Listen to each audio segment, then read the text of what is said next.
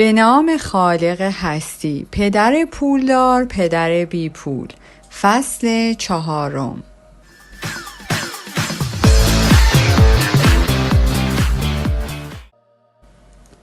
درس 3. برای شغل خودتان اهمیت قائل شوید. سال 1974 از ری کروک که مؤسس فروشگاه‌های زنجیره‌ای مکدونالد در جهان موفق بود، برای سخنرانی در کلاس‌های رشته MBA در دانشگاه تگزاس در اوستین دعوت به عمل آمد.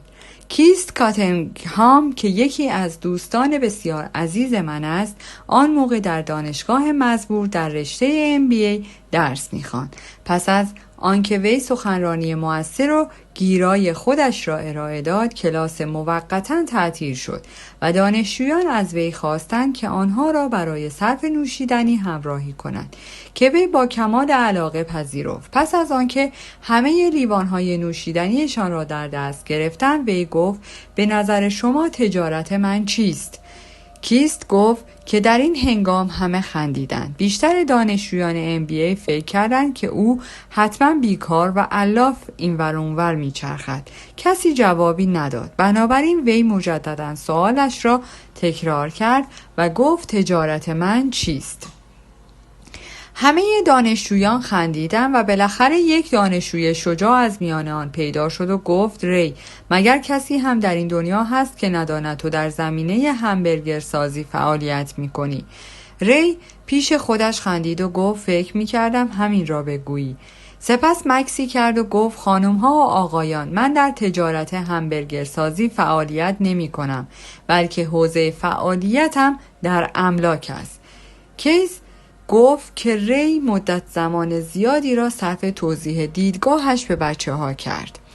وی در حرفه همبرگر سازیش می‌دانست که مهمترین هدفش فروختن مجوز تولید همبرگر تحت نام وی است، اما چیزی که وی هرگز از نظرش دور نمی‌کرد این بود که قرار است مکان هر یک از این رستوران‌های توزیع کننده همبرگر کجا باشد. ری می‌دانست که ملک و موقعیت آن در موفقیت مالی رستورانی که حق تولید را از آنها میگیرد بسیار تاثیرگذار است. در واقع اساس کار بدین صورت است که شخصی که اقدام به خرید حق امتیاز همبرگر می کند، علاوه بر آن برای خرید زمینی که می خواهند در آن شعبه بزنند هم تحت لیسانس سازمان ری کروک قرار می گیرد. امروزه شرکت وی بزرگترین مالک مستقلات در جهان است و املاک تحت تملک آن حتی از کلیسای کاتولیک هم بیشتر است. امروزه ری صاحب برخی از ارزشمندترین تقاطع‌ها و گوشه‌های خیابان در آمریکا و کشورهای دیگر دنیاست. کیست به من گفت که آن روز یکی از مهمترین درس‌های زندگیش را گرفته است. امروزه وی مالک چندین کارواش است، اما در واقع تحت پوشش آن کارواش‌ها در کار املاک و مستقلات فعال است. در انتهای فصل پیشین نمودارهایی را نشان دادم که بیانگر این نکته بودند که بیشتر افراد برای همه کس به جز خودشان کار می کنند.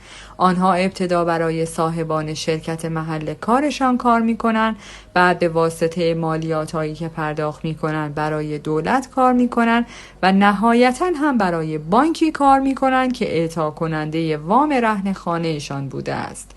ما هنگامی که بچه بودیم اطرافمان شعبه ای از این ساندویچی نبود. با این حال پدر پولدارم مسئولیت تدریس همان درس هایی را به عهده گرفته بود که ری کروک در موردشان در دانشگاه تگزاس حرف زد. این همان راز شماره 3 پولدار هاست. راز مزبور این است که به تجارت شخصیتان بها بدهید. تقلای مالی غالباً نتیجه مستقیم کار افرادی است که تمام زندگیشان را وقف کار برای دیگران می‌کنند. خیلی از افراد هنگام بازنشستگیشان چیزی برای خودشان ندارند. باز هم میگویم که تصویر میتواند به جای هزاران کلمه گویا باشد. در اینجا تصویری از ترازنامه و صورت حساب درآمدی را میبینید که به بهترین وجه توصیه ری را نشان میدهد. درآمد کار برای کارفرما، یعنی همان حرفه و شغلی که انجام می دهید. هزینه کار برای دولت، بدهی کار برای بانک و دارایی تجارت شخصی. نظام آموزشی کشور ما بچه‌ها را به نحوی آموزش می‌دهد که با به دست آوردن مهارت‌های تخصصی در آینده مشاغل خوبی را به عهده بگیرند. در واقع زندگی آنها بسته به حقوق ماهیانه است که دریافت می‌کنند، یا در واقع بسته به ستون درآمد آن است. افراد پس از کسب مهارت‌های تخصصی سراغ مراحل تحصیلی بالاتر می‌روند تا قابلیت‌های حرفه‌ایشان را افزایش هم بدهند. آنها در رشته‌هایی چون مهندسی، علوم آشپزی، افسری پلیس، نویسندگی و مانند اینها درس می‌خوانند. کسب این مهارت‌های حرفه‌ای به آنها جواز ورود به بازار کار و کار کردن برای کسب پول را می‌دهد. بین تجارت و حرفه‌ای که یک فرد در آن کار می‌کند تفاوت زیادی هست. من غالباً از افراد میپرسم که تجارتتان چیست و آنها مثلا میگویند من در بانک کار میکنم. بعد که از آنها میپرسم آیا بانک مال خودشان است، میگویند نه، من فقط آنجا کار میکنم. در مثالی که گفتم افراد حرفه را با تجارت اشتباه میگیرند. شاید حرفه آنها کارمندی در بانک است، اما باز هم لازم است که برای خودشان تجارتی را دست و پا کنند. ری کروک در تشخیص تفاوت میان حرفه و تجارتش بسیار هوشمندانه عمل کرده است. حرفه او همیشه یک چیز بوده است. وی همیشه به فروش همبرگر پرداخته است. وی مدتی به فروش مخلوط کن برای درست کردن میلکشیک می پرداخت. کمی پس از آن کارش فروش مجوز تولید همبرگر شد، اما در حالی که حرفه‌اش فروش مجوز تولید همبرگر بود، تجارتش را شناسایی و خرید املاک را درآمدزا تشخیص داده است. اشکال مدارس این است که شما معمولاً در همان رشته‌ای که تحصیل می‌کنید مشغول به کار می‌شوید. بنابراین اگر مثلا آشپزی بخوانید آشپز می‌شوید و اگر وکالت بخوانید وکیل می‌شوید و اگر اتومکانیک بخوانید مکانیک می‌شوید. اشکالی که به مشغول شدن در حرفه‌ای که درسش را می‌خوانید وارد است این است که بسیاری از افراد دیگر به داشتن تجارتی سوای حرفه‌شان فکر نمی‌کنند. برای آنکه فردی از نظر مالی در امنیت به سر ببرد بایستی برای تجارت خودش اهمیت قائل شود. تجارتی که شما برای خودتان در پیش می‌گیرید درآمدش در ستون دارایی شما می‌رود. برعکس حرفه‌تان است که پول به ستون درآمدتان می‌ریزد. همانطور که قبلا هم گفتم قانون شماره 1 دانستن تفاوت میان دارایی و بدهی و خرد دارایی است. پولدارها توجهشان را به ستون داراییشان می‌دهند، در حالی که باقی افراد تمامی حواسشان به صورت حساب درآمدشان است. به خاطر همین هم هست که بیشتر اوقات میشنویم که افراد میگویند من باید افزایش حقوق داشته باشم. چی میشد اگر ترفیع شغلی میگرفتم؟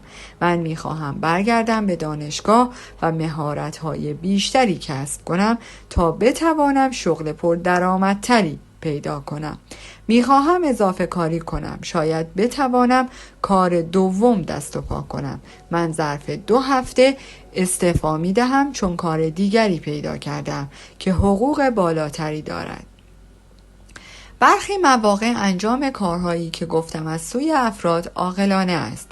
با این حال اگر بخواهیم توصیه ری کروک را در نظر بگیریم باید گفت با عمل به این ایده ها شما از توجه به تجارت خودتان باز میمانید. تمامی این کارها مرکز توجهشان به ستون درآمد است و فقط در صورتی به تأمین مالی فرد منجر می شود که پول اضافی به دست آمده برای خرید دارایی های مولد ثروت استفاده شود. دلیل اصلی و عمده این که اکثر فقرا و طبقه متوسط از لحاظ مالی محافظه کارند و حاضر نیستند خطر کنند این است که آنها از هیچ فونداسیون مالی برخوردار نیستند. آنها باید به همین شغلی که دارند بچسبند و محافظه کارانه رفتار کنند. موقعی که بحث تعدیل مشاغل جدی گرفته شد، میلیون‌ها کارگر دریافتند که خانه‌شان یا آنچه به اصطلاح بزرگترین داراییشان خوانده می‌شود به صورت تله‌ای برایشان در آمده است. دارایی آنها که خانه‌شان باشد هنوز هم هر ماه برایشان خرج به بار می‌آورد. ماشین آنها هم که از جمله دیگر دارایی‌هایشان بود بلای جانشان شده بود. چوب‌های مخصوص بازی گلف که در گاراژ خانه‌شان خاک می‌خورد و زمانی $1000 می‌ارزیدند هم دیگر ارزشی نداشتند. این افراد بدون امنیت شغلی هیچ تکیه‌گاهی نداشتند. چیزهایی که آنها به عنوان دارایی در نظر می‌گرفتند در زمان بحران مالی نمی‌توانست به کمکشان بیاید. فکر می‌کنم برای همه ما پیش آمده باشد که برای خرید خانه یا اتومبیل فرم تقاضانامه درخواست اعتبار بانک را پر کرده باشیم. اگر به بخش دارایی خالص در فرم مزبور نگاه کنید، نکات جالبی دستگیرتان می شود. این قسمت از این لحاظ جالب است که با نگاه به آن می توان فهمید که در عملیات حسابداری و بانکی چه چیزهایی می توانید دارایی تلقی شود.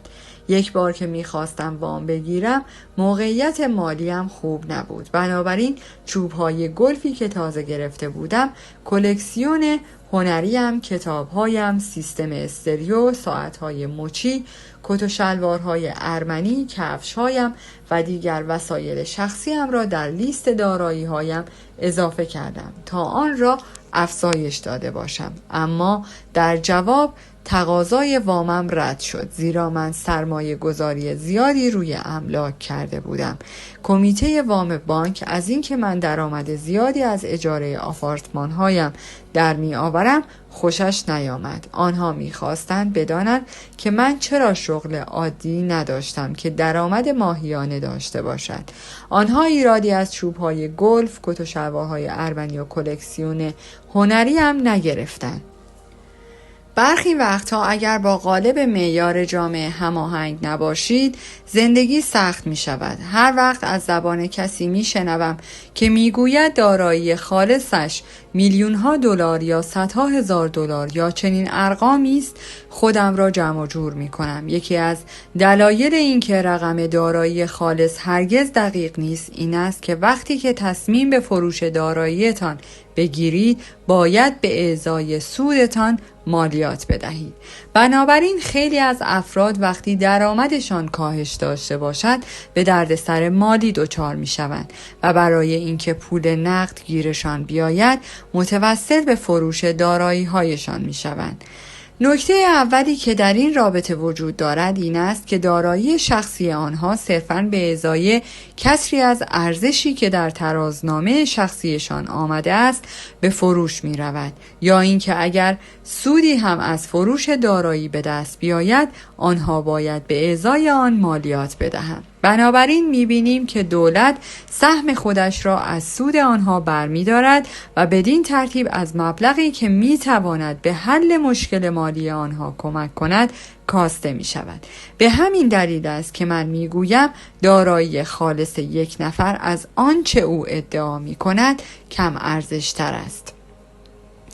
به تجارت شخصی خودتان اهمیت بدهید. کار روزانه خودتان را داشته باشید و برای خودتان بدهی یا وسایل شخصی جمع نکنید که پس از خریدشان ارزششان را از دست بدهند. ماشین صفر و جدید همان دفعه اولی که پشت آن بنشینید و آن را برانید 25% از ارزش قیمتی که برایش پرداختید را از دست می دهد. حتی اگر آن را در لیست دارایی هایتان هم فهرست کرده باشید باز هم واقعا دارایی به حساب نمی آید. چوب گلف جدیدی که من به قیمت $400 خریدم و از جنس تیتانیوم است، به مجرد آن که اولین ضربه را با آن وارد کردم $150 از ارزش را از دست داد. توصیه من به بزرگسالان این است که هزینه هایشان را پایین نگه دارند، از بدهی ها کم کنند و با سعی و پشتکار برای خودشان فونداسیون مالی با استفاده از دارایی های غیر منقول بسازند.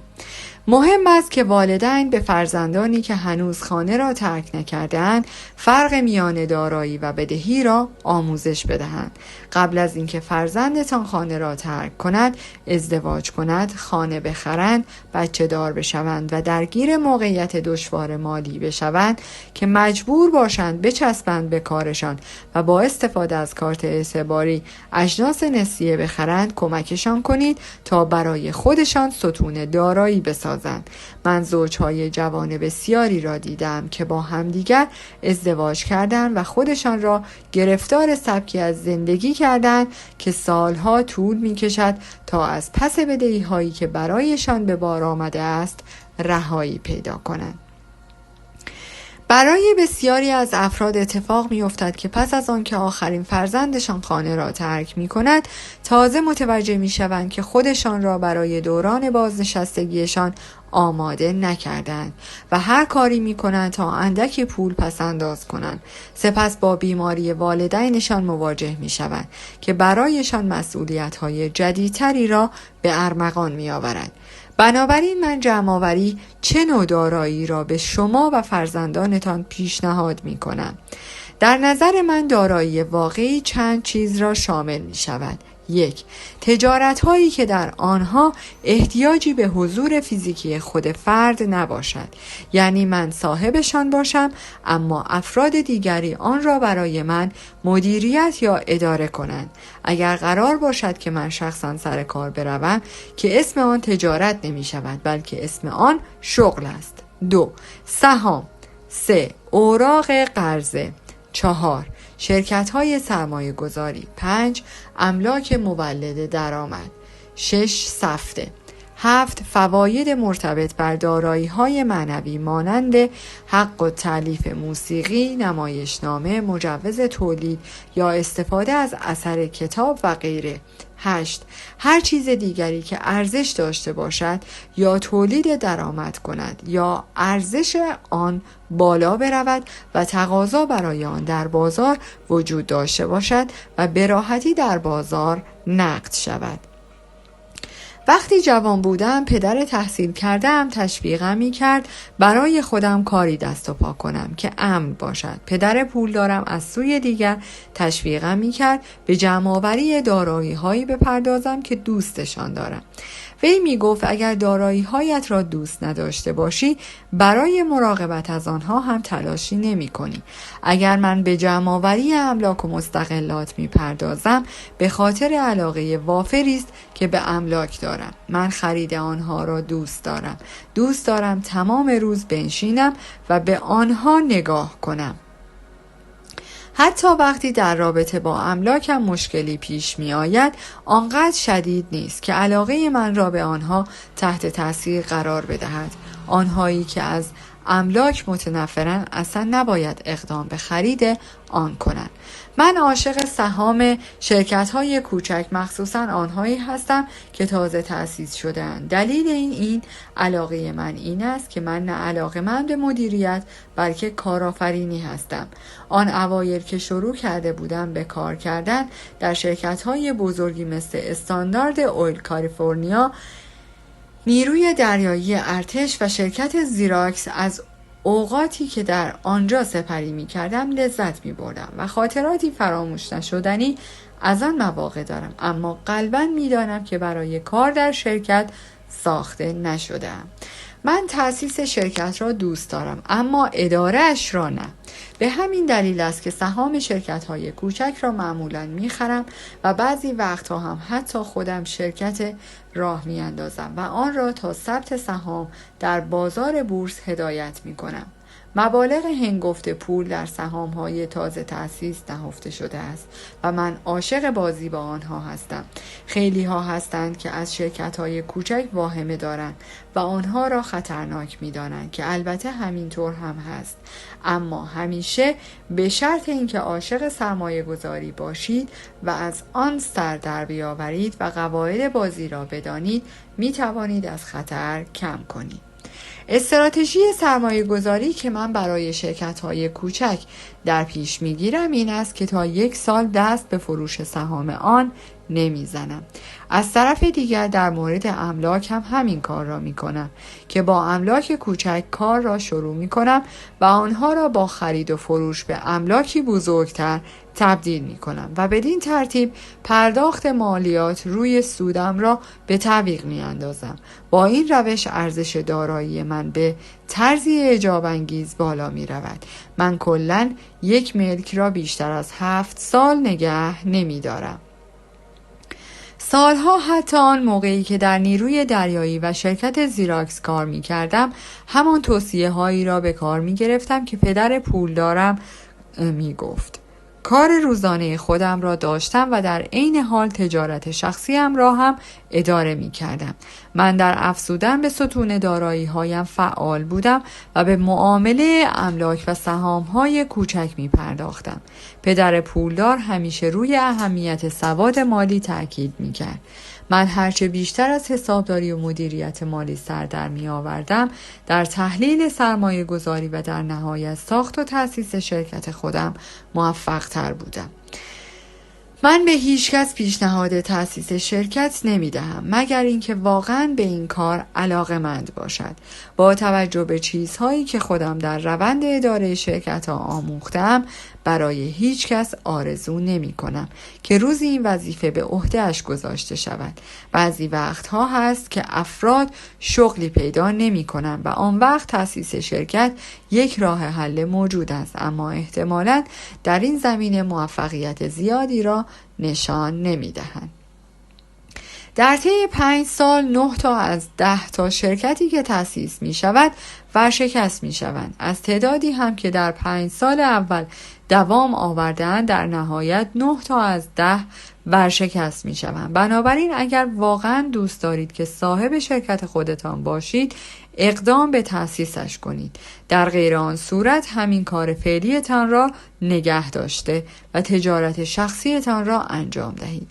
منظورم از اهمیت دادن به تجارت شخصیتان این است که ستون داراییتان را بسازید و محکمش کنید. هر وقت دلاری به آن اضافه کردید دیگر نگذارید خرج شود. این گونه آن را در نظر بگیرید که هر یک دلاری که به ستون داراییتان اضافه نشد در حکم یکی از کارمندان شما می شود. نکته مثبتی که پول دارد این است که 24 ساعته و نسل به نسل برایتان کار می کند. کار روزانه تان را نگه دارید و کارمند سخت کوشی هم باشید، اما حواستان هم به ساختن ستون دارایی هایتان باشد. وقتی گردش سرمایه‌تان رشد کرد، می توانید وسایل تجملی بخرید. یک تفاوت مهم میان پولدارها با فقرا و طبقه متوسط این است که پولدارها برخلاف دو گروه دیگر وسایل تجملاتی را آخر همه می‌خرند. دو گروه دیگر غالباً چیزهای لوکسی مانند خانه‌های بزرگ، الماس، خز، جواهر یا قایق را اول می‌خرند چون می‌خواهند ظاهرشان شبیه پولدارها شود. شاید آنها ظاهراً ثروتمند به نظر بیایند، اما در واقع دارند بدهکارتر می‌شوند. افراد پولدار یعنی آنهایی که در دراز مدت پولدار هستند، ابتدا ستون داراییشان را می‌سازند، سپس با استفاده از درآمد حاصل از ستون مزبور وسایل تجملاتی می‌خرند. فقرا و طبقه متوسط هزینه خرید تجملات را از عرق جبین و خون دل خوردن و ارثیه فرزندانشان تأمین می‌کنند. لذت و پاداش سرمایه گذاری و رشد دارایی شما. یک چیز تجملی حقیقی پاداشی است که حاصل سرمایه گذاری و توسعه دارایی حقیقی باشد. به عنوان نمونه، هنگامی که من و همسرم به درآمد اضافی حاصل از اجاره آپارتمان هایمان دست پیدا کردیم، همسرم سراغ مرسدس مورد علاقه اش رفت و آن را خرید.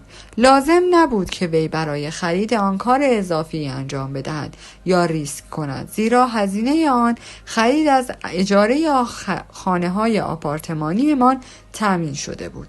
البته وی بایستی 4 سال برای خرید ماشین ماشین مورد علاقهش منتظر می‌ماند تا اوراق بهادار و سهامی که روی املاک سرمایه گذاری کرده بودیم رشد ارزش پیدا کند و در نتیجه گردش سرمایه به اندازه کافی تولید بشود تا بتواند بهای ماشین را بدهد.